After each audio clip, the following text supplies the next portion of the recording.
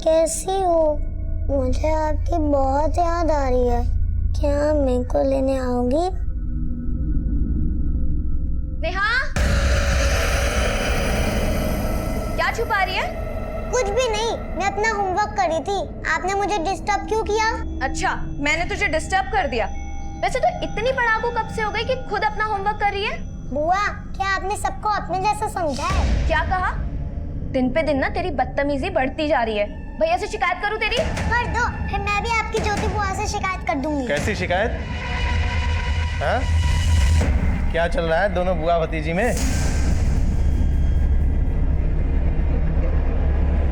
अरे स्नेहा, स्नेहा बेटा,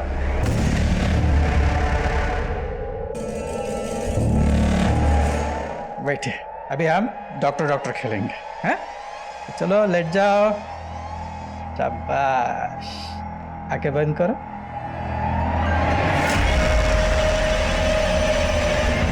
निमिता, निमिता अभी तक बाथरूम में है। चल जल्दी कर, कॉलेज को देर हो रही है तुझे। चल। मामा बस आ गई।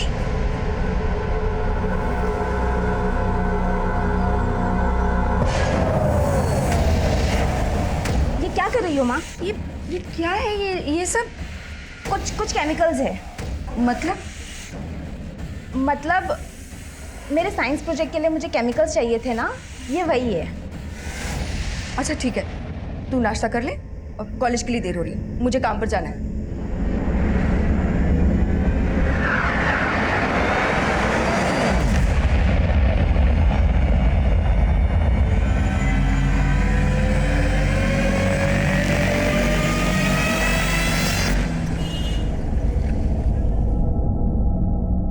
कॉलेज से जल्दी घर आ जाना और हाँ ये संभाल के चलाना।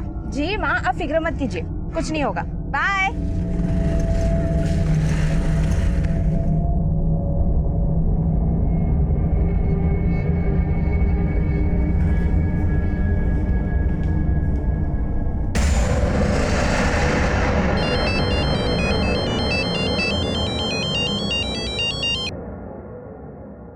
हाँ पूजा बोल।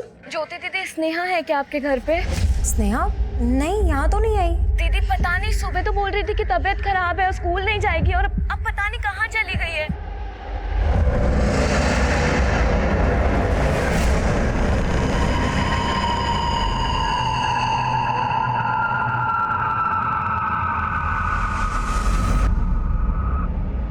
स्नेहा को आखिरी बार आपने कब और कहाँ देखा था? सर, सुबह 10 बजे तक तो घर पे ही थी।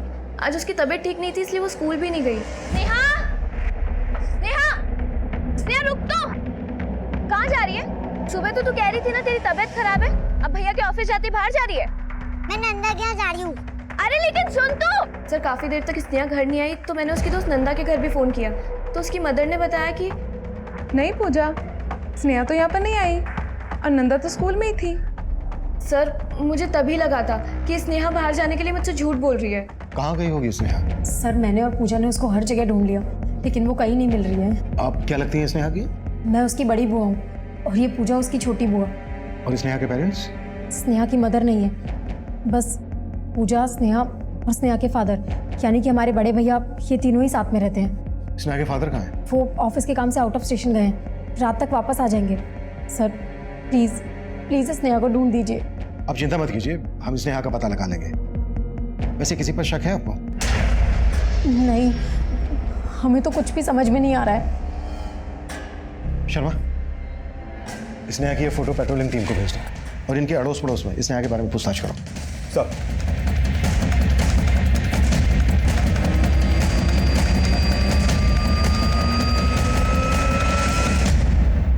मैंने तुम्हें कितनी बार बोला है स्नेहा का ध्यान रखा करो, कल से उसका पता नहीं चल रहा है। भैया, मैंने उसे बाहर जाने से मना किया था, लेकिन वो किसी की सुनती कहाँ है। सर, स्नेहा का कुछ पता चला? आप?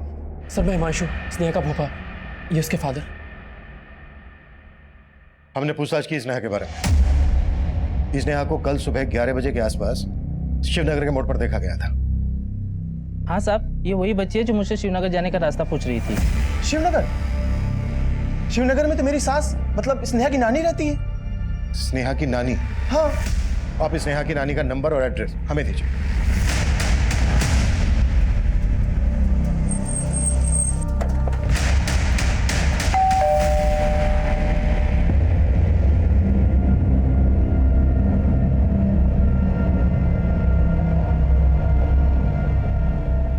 आप स्नेहा की नानी प्रभा देवी? जी क्या आपकी नवासी स्नेहा यहाँ पर है? नहीं तो क्या हुआ? देखिए, कल सुबह से वो मिसिंग है। क्या? जी हाँ, और हमने पता किया है कि वो कल अपने घर से यहाँ शिवनगर की तरफ ही आई है। लेकिन स्नेहा तो यहाँ आई नहीं। स्नेहा शिवनगर में अगर अपनी नानी के पास नहीं गई है तो फिर कहाँ गई होगी? सर, हमने यहाँ आसपास में हर जगह पता किया, लेकिन कहीं से कोई ट्रेल नहीं मिला। शिवनगर और आसपास के एरिया के सीसीटीवी स्कैन करो, शायद स्नेहा कहीं कैप्चर हुई। Hello, control room.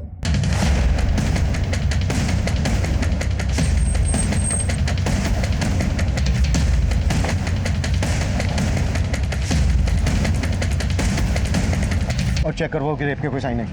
सब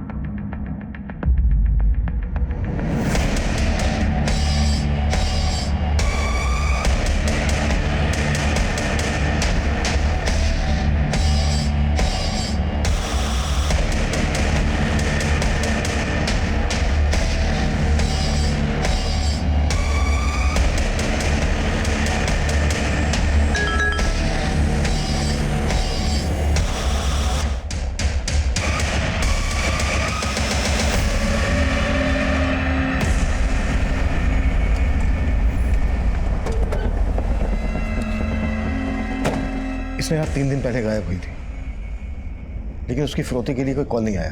मतलब मकसद उसकी हत्या करना ही था। आपको वाकई में किसी पे शक नहीं है? I mean, हो सकता है कोई स्नेहा को मार के आपको चोट पहुंचाना चाहता हो। सर, हम मिडिल क्लास लोग हैं, हमारी तो किसी से कोई दुश्मनी भी नहीं है। पता नहीं किसने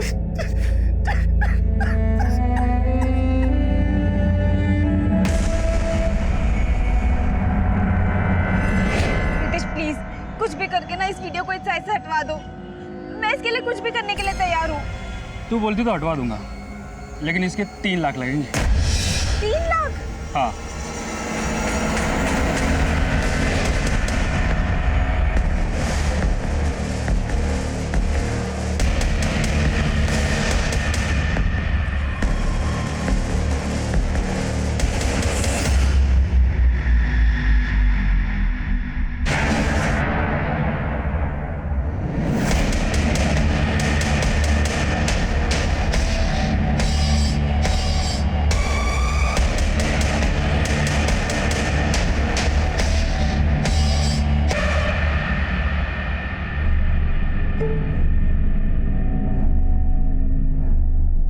फोन तो जलेगा ही,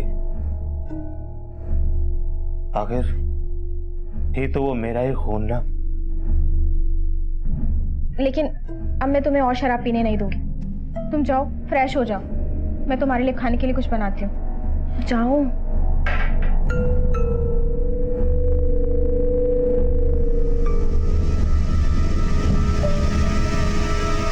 सर, स्नेहा जब गायब हुई थी तो हमसे बोला गया था कि स्नेहा का फादर भावेश ऑफिस के काम से उस दिन आउट ऑफ स्टेशन गया था। लेकिन अभी मैंने भावेश के ऑफिस में पता किया तो ऑफिस वाले बोल रहे हैं कि भावेश ने उस दिन ऑफिस से छुट्टी ली थी।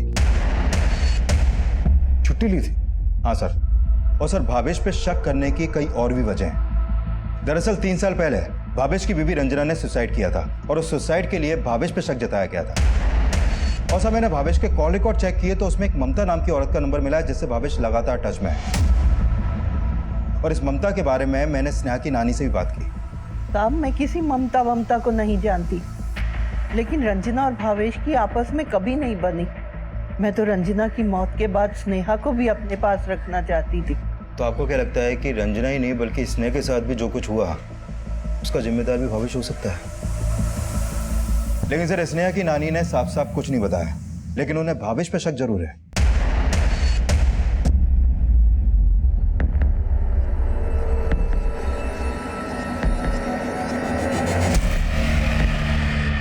अभी हम डॉक्टर खेलेंगे।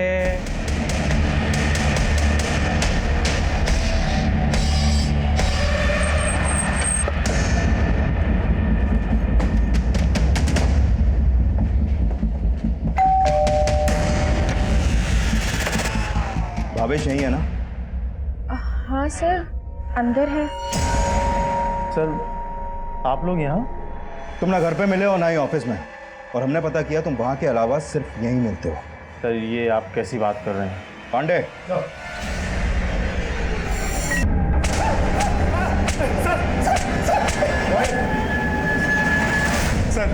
मेरी वाइफ रंजना ने सुसाइड ही किया था और ये उस समय साबित हो चुका था।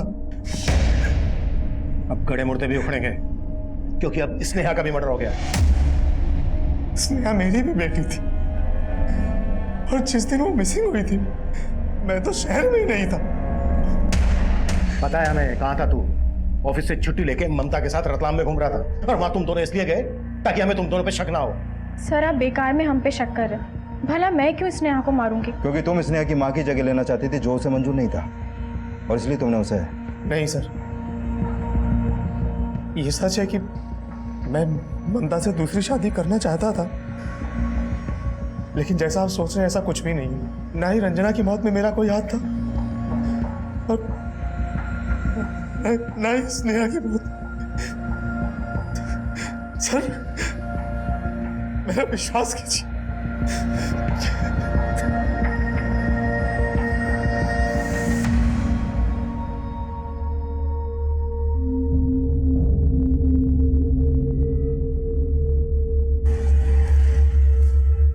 निमिता, तू ऑटो से? तेरा स्कूटर कहाँ है?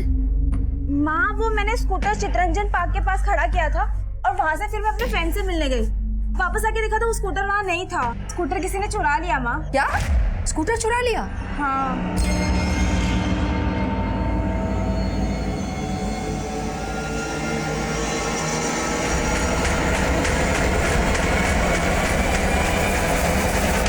कहीं तूने उस जगह तो नहीं खड़ा किया था जहाँ से वो ट्रैफिक पुलिस वाले उठा के ले जाते?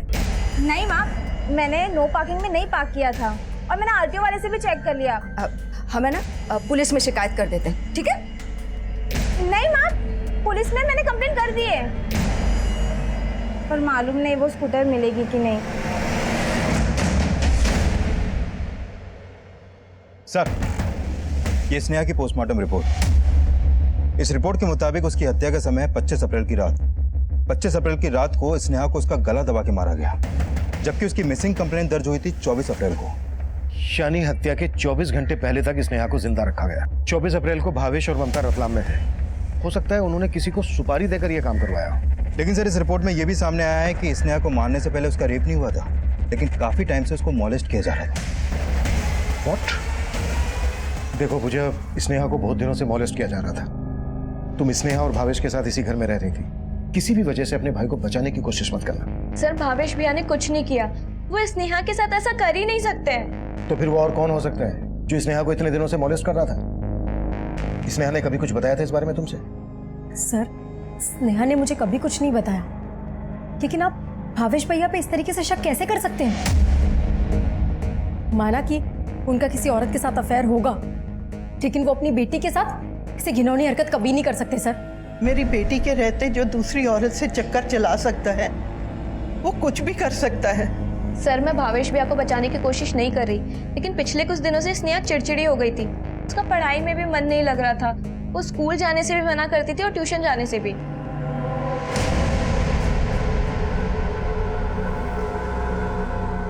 स्नेहा, क्या हुआ बेटा? क्या सोच रही है? स्कूल नहीं जाना है? पापा मेरे पेट में बहुत दर्द हो रहा है। सर स्नेहा लास्ट सेमेस्टर में फेल भी हो गई थी। उसने भैया को अपनी मार्कशीट भी नहीं दिखाई, इवन खुद ही उस मार्कशीट पर भैया के साइन करके अपनी टीचर को दे दी। बोलो, क्यों किया ऐसा? अगर फेल हो गई थी तो सीधे मुझसे बात करना चाहिए था ना। ये मेरे नकली साइन क्यों किए? भैया इसका ना आजकल पढ़ाई में बिल्कुल भी ध्यान नहीं है। मैं तो कहती हूँ इसे हॉस्टल भेज दो। नहीं, मुझे हॉस्टल नहीं जाना, मुझे नानी के साथ रहना है। सर वो हमेशा अपनी नानी के पास जाने की जिद करती थी। रो मत बेटा, सब आंटी है ना बेटा, ये चॉकलेट। अब तुम घर जाओ। हाँ, पर किसी को कुछ कहना मत। हाँ,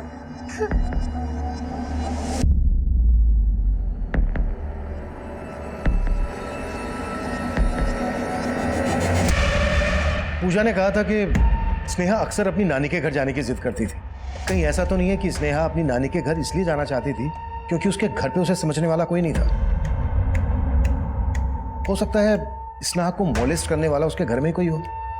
भावेश नहीं तो हिमांशु। सब मैंने पता किया कि हिमांशु का स्नेहा के घर में काफी आना जाना था और स्नेहा भी अक्सर हिमांशु के घर जाती रहती थी। सर, ये हिमांशु कपड़ों की ट्रेडिंग करता है, घर से ही अपना बिजनेस चलाता है और उसकी वाइफ ज्योति वो जॉब करती है। तो सर हो सकता है कि स्नेहा ज्योति के एब्सेंस में हिमांशु के घर गई हो और हिमांशु ने उसके साथ कुछ गलत किया हो। हिमांशु को थाने बुलाओ। पूजा ये भी बोल रही थी कि स्नेहा स्कूल और ट्यूशन क्लासेस जाने के लिए भी मना करती थी। हो सकता है स्नेहा के स्कूल और ट्यूशन क्लासेस से कोई जुड़ा हो। हमें हर एंगल पे काम करना है। Right sir.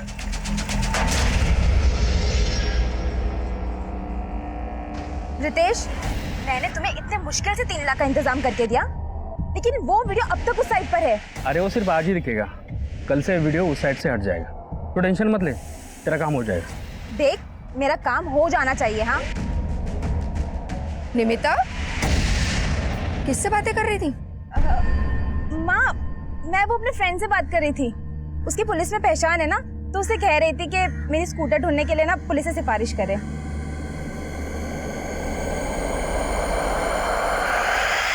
सर आप ये मुझ पर किस तरह का इल्जाम लगा रहे हैं? स्नेहा मेरी भतीजी थी। हमने ऐसे ऐसे केसेस देखे हैं जहाँ इससे भी ज्यादा करीबी रिश्ते के लोग बच्चों के साथ ये सब गलत काम करते हैं, और वो बेचारी बच्चियां अपनी तकलीफ भी किसी के साथ शेयर नहीं कर पाती। सर मेरा यकीन कीजिए, मैंने स्नेहा के साथ कुछ नहीं किया है सर। सर आप इस तरीके से मेरे हस्बैंड पे शक नहीं कर सकते। हो सकता है आप भी अपने हस्बैंड को बचाने की कोशिश कर रही हैं। ये क्या बकवास किए जा रहे हैं आप? आवाज नीचे रखिए और मुझे अपना काम करने दीजिए। सर आप जो ये कर रहे हैं, इससे मेरी रेपुटेशन खराब हो जाएगी सर।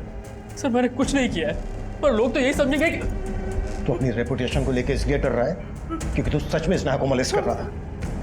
नहीं सर, प्लीज मुझ पर ट्रस्ट कीजिए, मैंने स्नेहा के साथ कुछ नहीं किया है।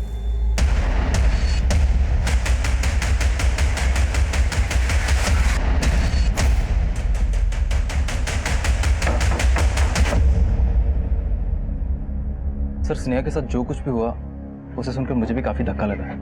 लेकिन हमें पता चला है कि स्नेहा यहाँ ट्यूशन आने से अक्सर मना करती थी। कहीं तू नहीं तो उसके साथ? सॉरी सर, आप ये क्या बोल रहे हैं?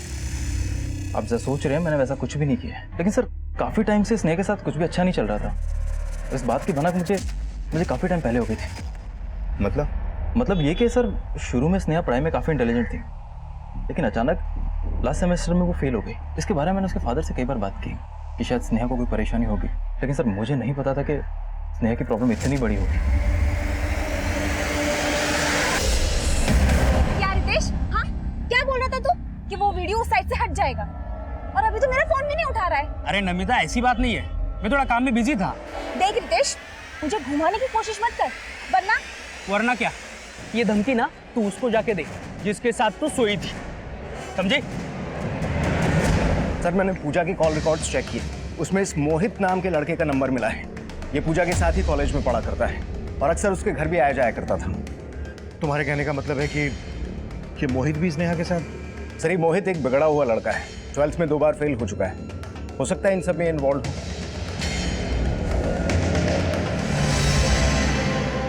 सर मैं तो स्नेहा को अपनी छोटी बहन की तरह मानता था। देख मोहित, अगर हमसे झूठ बोला ना तो। सर मैं क्यों झूठ बोलूंगा? सर मैं सच बोल रहा हूँ, मैंने कुछ नहीं किया है।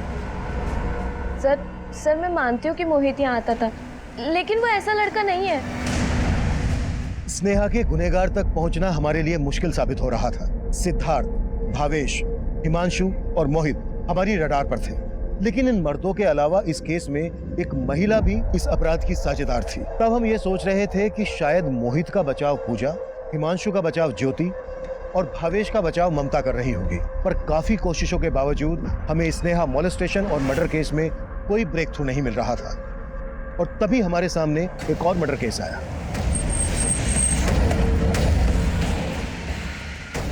जैन जैन, इधर से पीछे करो, पीछे करो। सर ये देखिए, आसपास कोई आईडी नहीं मिली है जिससे इसकी पहचान हो सके। आसपास इसके बारे में किससे पूछताछ की? पूछताछ चालू है सर, लेकिन अभी तक कुछ मालूम नहीं चला है। सर मुझे अभी वजीरपुर थाने से कॉल आया था, वहां निमिता नाम की एक लड़की की मिसिंग कंप्लेंट फाइल हुई है। निमिता की फोटो इस लाश से मैच कर रही है। निमिता की मिसिंग कंप्लेंट उसकी मां संगीता ने लिखवाई थी। उनको शनाख्त के लिए बुलाना। Yes sir. सर मैंने स्नेहा के ट्यूशन टीचर से लेकर स्कूल टीचर, प्यून सबसे पूछताछ की, लेकिन कुछ हाथ नहीं लगा। शर्मा, जिसने भी ये सब किया है स्नेहा के साथ, वो खुद से तो बोलेगा नहीं। सर मैंने स्नेहा के सभी दोस्तों से भी बात की, लेकिन स्नेहा ने अपने दोस्तों में से किसी को भी ऐसा कुछ नहीं बताया जिससे हमें कोई लीड मिले। फिर से कोशिश करो शर्मा, स्नेहा ने जरूर अपनी परेशानी किसी न किसी के साथ शेयर की होगी। सर स्नेहा की एक बेस्ट फ्रेंड है नंदा, मैंने उससे भी। क्या नाम बताया? नंदा। स्नेहा की बुआ पूजा ने बताया था कि 24 अप्रैल को जब स्नेहा अपने घर से गई थी तो वो यही कह के गई थी कि वो अपनी फ्रेंड नंदा के घर जा रही है। कहाँ जा रही है? मैं नंदा के यहाँ जा रही हूँ। लेकिन सर नंदा की माँ ने तब यही बोला था कि स्नेहा उनके घर पे आई नहीं थी। शर्मा, जब हम स्नेहा के घर वालों पे भरोसा नहीं कर रहे हैं तो नंदा की माँ पे कैसे कर सकते हैं?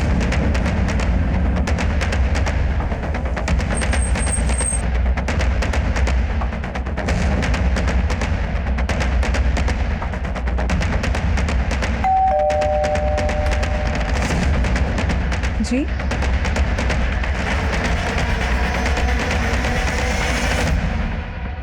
निमिता 3 रोज पहले कॉलेज के लिए निकली थी। उसी वक्त उसे आखिरी बार देखा था। अच्छा, आपको किसी पर शक है जिससे निमिता को प्रॉब्लम हो? I mean, निमिता ने इस बारे में आपसे कभी कुछ शेयर किया?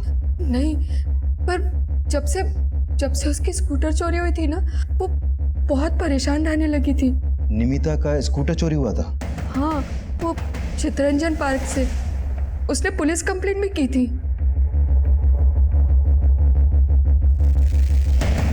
नहीं अंकल, स्नेहा यहाँ सच में नहीं आई थी। आप तो उस वक्त स्कूल में थे, हो सकता है उस वक्त वो यहाँ आई हो। लेकिन सर हम झूठ क्यों बोलेंगे? स्नेहा यहाँ नहीं आई थी। देखिए, आप हमें आपकी बेटी नंदा से बात करने दीजिए प्लीज। नंदा बेटा, आपको मालूम था ना स्नेहा के साथ कोई गलत कर रहा था? मालूम नहीं अंकल, स्नेहा ने मुझे कुछ भी नहीं बताया था।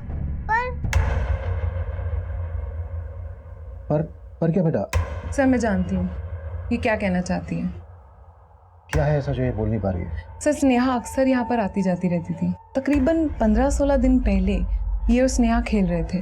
डॉक्टर गेम बहुत अच्छा होता है। मैं डॉक्टर बनूंगी और तुम मेरी पेशेंट। ओके। अरे तुम्हें तो बहुत बड़ी प्रॉब्लम है, ऑपरेशन करना पड़ेगा। अब तुम लेट जाओ। ऑपरेशन करने से पहले तुम्हें अपने कपड़े उतारने होंगे। स्नेहा, ये क्या कर रही हो तुम? सर मुझे लगता है कि जिस अंकल के साथ वो डॉक्टर खेलती थी वही उसके साथ कोई गलत हरकतें कर रहा था। कौन गलत हरकतें करता है? स्नेहा ने नंदा को बोला था कि वो कोई अंकल थे। अंकल? नंदा बेटा, कौन अंकल थे वो? मालूम नहीं अंकल, स्नेहा ने मुझे वो अंकल के बारे में कुछ भी नहीं बताया था।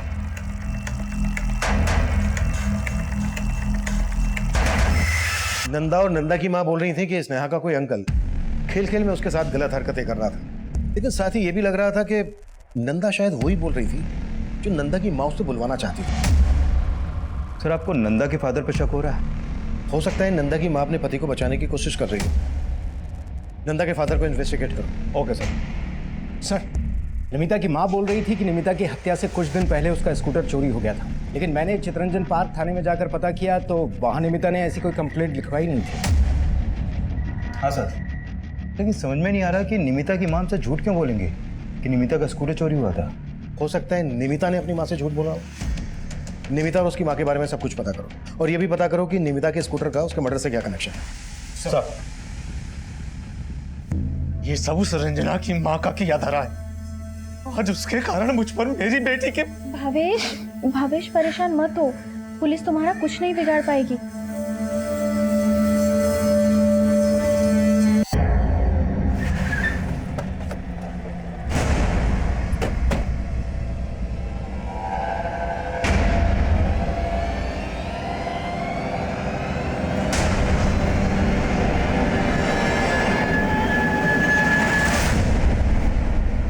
साहब निमिता मुझसे क्यों झूठ बोलेगी? उसी ने मुझसे कहा था कि चितरंजन पार्क के पास से उसका स्कूटर चोरी हुआ है। लेकिन चितरंजन पार्क थाने में निमिता के स्कूटर चोरी होने की कोई मिसिंग कंप्लेंट दर्ज नहीं हुई है। क्या? जी हाँ, और इसका मतलब यही निकलता है कि या तो निमिता ने आपसे झूठ बोला या फिर आप हमसे कुछ छुपा रही हैं। साहब मैं आपसे कुछ नहीं छुपा रही। निमिता के कॉल रिकॉर्ड में इस रितेश नाम के लड़के का नंबर मिला। निमिता रितेश के काफी टच में थी। आप जानती हैं इस लड़के को? नहीं साहब। साहब निमिता तो मेरी अच्छी दोस्त थी। तू तो निमिता के कॉलेज में भी नहीं पढ़ता, फिर दोस्ती कैसे हुई? बस ऐसे ही, मतलब हम लोग ऑनलाइन फ्रेंड थे और बाद में मिलने लगे साहब। मर्डर हुआ है निमिता का। अगर कुछ भी छुपाया ना हमसे तो तेरी। साहब मैं कुछ नहीं छुपा रहा हूँ आपसे, यकीन मानिए साहब मेरा, मैं सच बोल रहा हूँ। ठीक है, सुन, बिना हमसे पूछे शहर से बाहर मत जाना। निकल। जी साहब।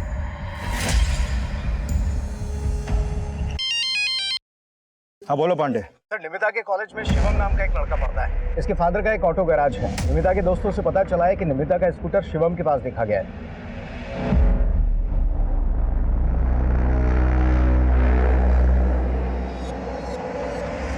सर ये स्कूटर पहले मैंने ही निमिता को बेचा था, लेकिन कुछ दिन बाद उसे कुछ पैसों की ज़रूरत पड़ी तो उसने मुझे वापस भेज दिया। सर ये है गाड़ी के पेपर, इसमें निमिता के साइन है, आप खुद चेक कर लीजिए। पेपर तो हम चेक कर लेंगे, तू बस ये बता कुछ छुपा तो नहीं रहा है हमसे? नहीं सर, कुछ नहीं छुपा रहा मैं, वो स्कूटर मुझे निमिता ने ही बेचा था। सर निमिता की माँ बोल रही है कि निमिता को पैसों की कोई ज़रूरत थी नहीं, शिवम झूठ बोल रहा है। शिवम और रितेश दोनों के बारे में सब कुछ पता करो, और ये भी पता करो कि निमिता ने अगर वाकई में पैसों की जरूरत के लिए अपना स्कूटर बेचा तो उसे इतने सारे पैसों की जरूरत क्यों आन पड़ी थी। Okay sir. Sneha murder case में कोई लीड? सर मैंने नंदा के फादर की एलिबाई चेक की। स्नेहा के मर्डर के वक्त वो इस शहर में था ही नहीं। मर्डर के वक्त शहर में तो भावेश और ममता भी नहीं थे, लेकिन इस बेसिस में हम उनको क्लीन चिट तो नहीं दे सकते।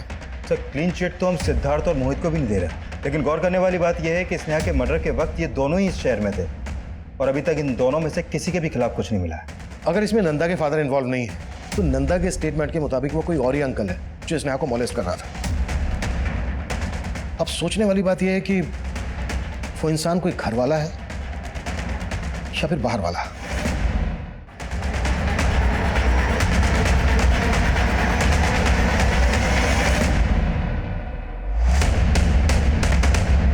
कहाँ गए थे? स्नेहा की वजह से तुम तो छुट्टी लेके बैठ गई हो, मुझे तो काम करना पड़ेगा ना। देखो जो हुआ सो हुआ, अब तुम दोनों अपने बारे में सोचो। तुम्हारा भाई तो पहले उस औरत के चक्कर में तुम्हारी भाभी का दुश्मन बन गया, और अब स्नेहा। देखो तुम दोनों अपना अपना हिस्सा मांग लो, वरना बहुत पछताओगी। जीजा जी, यहाँ इतना सब चल रहा है और आपको हिस्से की पड़ी है, कम से कम इतनी शर्म तो रखिए कि किस वक्त क्या बोलना चाहिए।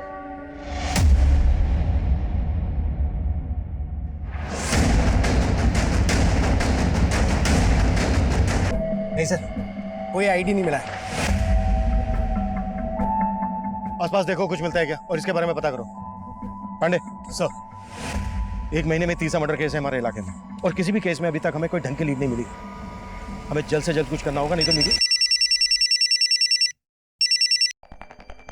हाँ शर्मा सर, रितेश और शिवम ये दोनों एक दूसरे से फोन पर काफी टच में हैं, और पता चला है कि ये दोनों मिलकर ड्रग्स बेचने का धंधा करते हैं।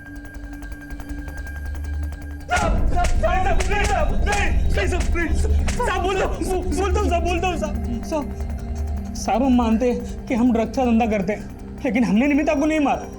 पार्टनर थी मतलब? पहले मेरे लिए ड्रग्स सप्लाई करने का काम शिवम करता था, और इसी ने मुझे निमिता से मिलवाया था साहब। वो शिवम मुझे बोल रहा था कि पॉकेट मनी निकालने के लिए तुझे काम की ज़रूरत है। हाँ, लेकिन काम क्या करना होगा? बस हमारा माल हमारे कस्टमर तक पहुंचाना है, कोई टेंशन का काम नहीं है। तब हमारे बीच कोई प्रॉब्लम नहीं थी, लेकिन निमिता का एक आदमी के साथ रिलेशन था। किस आदमी के साथ? वो तो नहीं मालूम साहब, लेकिन उस आदमी ने निमिता का एक वीडियो एक साइट पे अपलोड किया था, और उस बात को लेके निमिता बहुत टेंशन में थी साहब। चाहती थी कि किसी भी हालत में वो वीडियो उस साइट से हट जाए। साहब वो वीडियो हटवाने के लिए निमिता कुछ भी करने के लिए तैयार थी, तो मैंने उस बात का फ़ायदा उठाने का सोचा। हाँ सर, इसीलिए वो स्कूटर उसने मुझे बेचा था। और स्कूटर के बदले तूने उसे 3 लाख रुपए दे दिए। ज्यादा कहानी मत बनाओ तुम दोनों नहीं मारा ना निमिता को? साहब हम सच बोल रहे हैं, हम दोनों ने नहीं मारा उसे। अब जरूर उस आदमी ने मारा होगा जिसने उसका वीडियो अपलोड किया था। साहब अब चाहिए तो चेक कर लीजिए साइट पे, वो वीडियो अभी भी वहाँ है। सर इसका मतलब वो दोनों सही बोल रहे हैं। मैं आई कम इन सर, निमिता की माँ का फ़ोन आया था, उसका कहना है कि उसके घर से उसके गहने भी गायब हैं। सर मतलब वो 3 लाख रुपए निमिता ने वो गहने बेचकर उन लोगों को दिए। शर्मा, उन लड़कों पर भरोसा नहीं किया जा सकता। हो सकता है निमिता के साथ इस वीडियो में उन दोनों में से कोई एक हो। दोनों की तबीयत से कुटाई करो।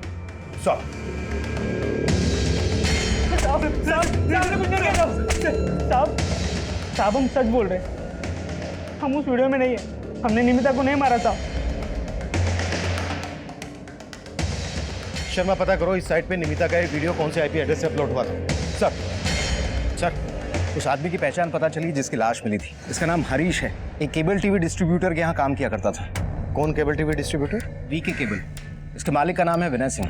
और इस हरीश की फैमिली कहाँ रहती है? सर हरीश की फैमिली तो यूपी में रहती है, लेकिन ये यहाँ विनय सिंह की दुकान पे रहा करता था। मैंने इस विनय सिंह को थाने में बुलवा लिया है।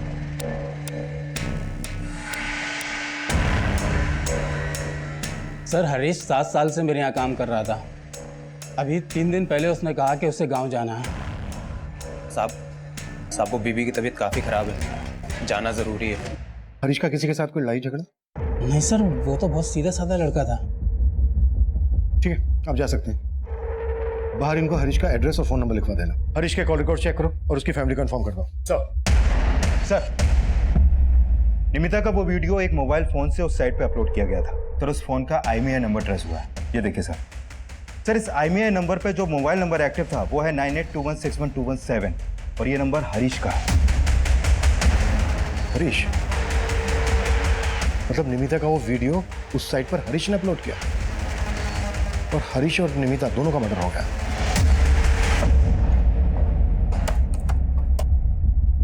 निमिता के साथ वीडियो में जो ये आदमी है उसका फेस जानबूझकर ब्लर किया गया है। अगर ये वीडियो हरीश ने अपलोड किया है तो ऐसा क्यों करेगा? कहीं ऐसा तो नहीं है कि निमिता के साथ जो ये आदमी है वो हरीश का मालिक विनय हो? सर आप पूरी दुकान की तलाशी लो। क्या हुआ सर? बताते हैं।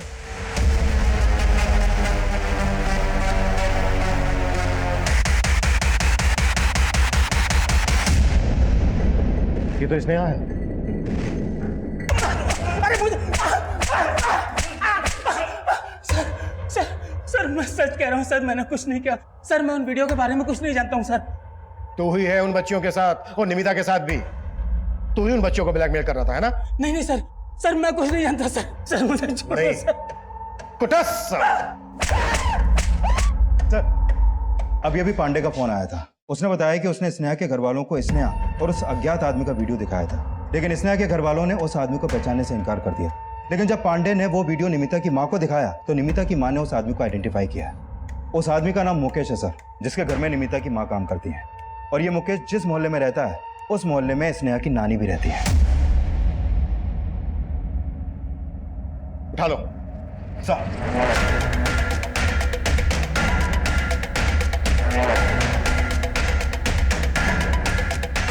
रूम में हर जगह चेक करो सर।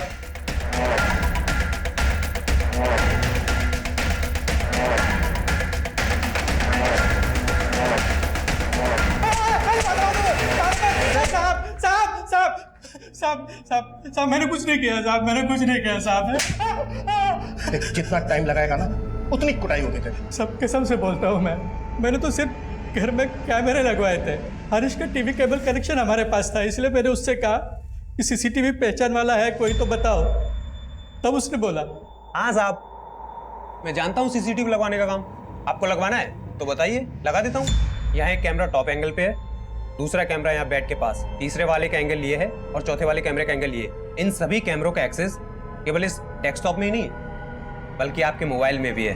दरअसल वो चाइल्ड पॉन्स देख के ना मेरी बुद्धि फिर गई थी। बच्चों के साथ सब कुछ मैं वैसे ही किया करता था और उनका वीडियो बनाकर देखने में मुझे मजा आता था सब। और तेरी बीवी तेरे लिए उन बच्चों को घर लेकर आती थी। हाँ साहब मैं अपने पति को औलाद तो ना दे सकी, फिर उन्होंने भी मेरे करीब आना बंद कर दिया। उनके सिवा मेरा कोई नहीं है। उनकी खुशी के लिए मैं मोहल्ले के बच्चियों को बहला फुसला कर घर ले आती थी। स्नेहा अपने नानी के घर रहने आती थी, उसी भी मैं ले जाया करती थी। वाह बेटा, आज तो बहुत सुंदर लग रही हो। चलो गेम शुरू करें। ओके। ले जाओ।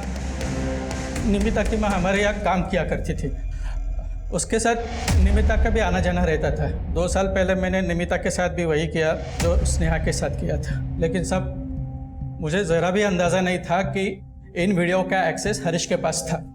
एक्चुअली साहब कैमरा इंस्टॉलेशन के वक्त उसने जो टेम्पररी पासवर्ड दिया था वो मैंने बदला ही नहीं और वो मेरे वीडियोस रिकॉर्ड करने लगा। और स्नेहा जब गायब हुई वो मुझे ब्लैकमेल करने लगा। सेठ, मुझे मालूम है आप बच्चों के साथ क्या क्या करते हो। सोचो अगर पुलिस को पता चल जाए तो? तू मुझे धमकी दे रहा है? नहीं सेठ, धमकी नहीं, बस मुझे 5 लाख चाहिए। और मैं उसके धमकी में नहीं आया तो उसने मेरा और निमिता का वो वीडियो अपलोड कर दिया सर। हेलो सेठ, उस मैसेज के लिंक पर जाके देख लो, आपका और दूसरी एक और लड़की का वीडियो है साइट पर। इस बार तो आपका केवल चेहरा ब्लर किया है, लेकिन इस बार आपने पैसे नहीं दिए तो अगली बार आपका और स्नेहा का वीडियो अपलोड कर दूंगा और आपका चेहरा भी ब्लर नहीं करूंगा। सर इधर वो ब्लैकमेल कर रहा था, उधर निमिता ने मेरा दिमाग खराब कर दिया था। तुम इतने वक्त से मेरा रेप करते रहे, लेकिन मैंने कभी अपनी माँ को नहीं बताया और तुमने वो वीडियो इंटरनेट पे डाल दिया। कौन सा वीडियो निमिता, कौन सा? मैंने कुछ नहीं अपलोड किया, मैंने कुछ नहीं डाला इंटरनेट पे। कुछ नहीं किया? सही, यकीन करो नमिता, सुनो मेरी बात। सब मैं उसे मारना नहीं चाहता था, ये सब हरीश की वजह से हुआ। उसने मुझे ब्लैकमेल किया, दोबारा पैसे मांगे, इसलिए मैंने उसे मिलने के लिए बुलाया। लाइए पैसे। लेकिन साहब मैं सच कह रहा हूँ, मैंने स्नेहा को नहीं मारा साहब, स्नेहा को नहीं मारा मैंने। भी गुनाह कबूल किए। मुकेश ने यह भी माना कि उसने अपनी बीवी पम्मी के साथ मिलकर स्नेहा और निमिता समेत उन सभी बच्चियों को अपने गुनाह का शिकार बनाया था, लेकिन स्नेहा का मर्डर उसने नहीं किया था। स्नेहा मर्डर केस किसी नतीजे पर नहीं पहुंच पा रहा था। फिर हमने इस केस को रिविजिट करना शुरू किया। स्नेहा घर से बाहर जहां जहां जाती थी, हम उसका हर ट्रायल फॉलो कर रहे थे और तभी इस केस में एक नया मोड़ आया। सर, स्नेहा यहाँ से लेटर्स पोस्ट करती थी। मैंने पोस्ट ऑफिस में बात की तो पता चला कि स्नेहा लेटर्स पर सिर्फ अपनी नानी का नाम लिखती थी और एड्रेस के नाम पर सिर्फ शिवनगर, जिसकी वजह से कोई भी लेटर पोस्ट ऑफिस से डिलीवर नहीं हुआ। सर, ये वो लेटर्स हैं जो स्नेहा ने अपनी नानी को लिखे थे। डियर नानी, मुझे आपकी बहुत याद आ रही है। मैं आपके साथ रहना चाहती हूँ। यहाँ मुझे कोई पसंद नहीं करता।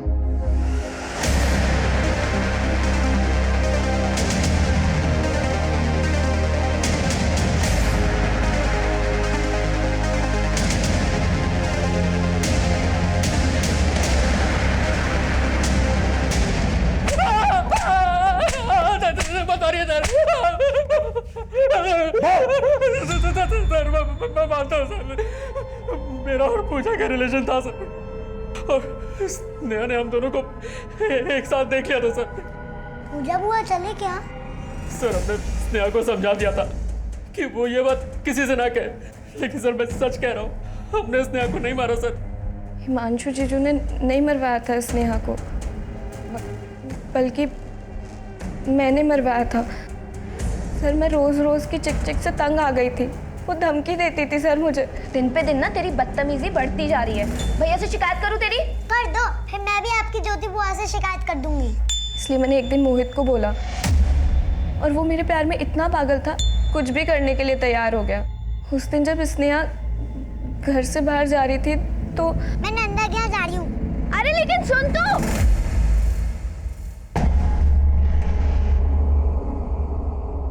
हेलो मोहित,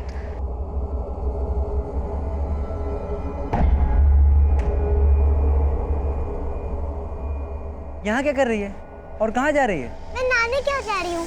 अरे मैं भी वहीं जा रहा हूँ, चल साथ चलते हैं, चला जा, आजा। सर मोहित उसे अपने दोस्त के घर ले गया, वहाँ बंद करके सिर्फ सबक सिखाना चाहते थे, लेकिन ज्योति दीदी कंप्लेन लिखवाने के लिए यहाँ पर लेकर आ गई और बात बहुत आगे बढ़ गई थी सर।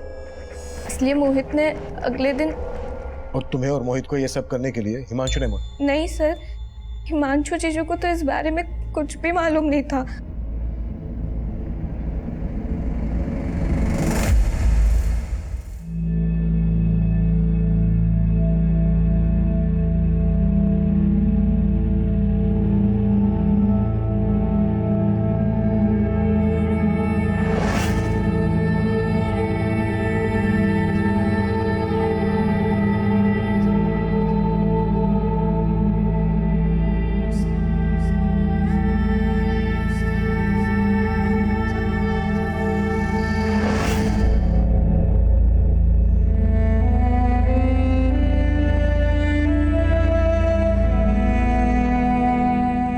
जब भी 18 साल से कम उम्र के बच्चों की जिंदगी में अपराध दाखिल होता है तो उसका असर पूरे समाज पर पड़ता है और उसके दुष्परिणाम बहुत ही डरावने होते हैं। निमिता से जब उसकी मासूमियत छीन ली गई तो उसकी मनोदशा ने उसे ड्रग्स पैडलिंग के जाल में फंसा दिया और उसकी हत्या एक दुखद अंत बन गई। यही स्नेहा के साथ भी हुआ और बाकी की उन बच्चियों के साथ भी जिन्हें मुकेश और पम्मी अपना शिकार बना रहे थे।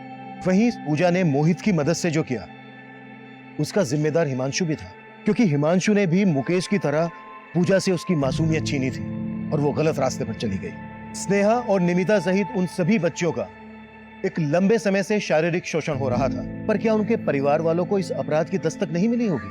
अगर उन्होंने इस दस्तक को पहले ही महसूस किया होता तो मुकेश और पम्मी बहुत पहले ही सलाखों के पीछे पहुंच गए होते और उनका ये अपराध इतना घातक रूप कभी नहीं लेता। अब मैं सीनियर इंस्पेक्टर अभिमन्यु जिंदल आप लोगों से विदा लेता हूं। आपसे फिर मुलाकात होगी एक नए केस के साथ। स्वस्थ रहिए, सतर्क रहिए और देखते रहिए क्राइम पेट्रोल दस्तक।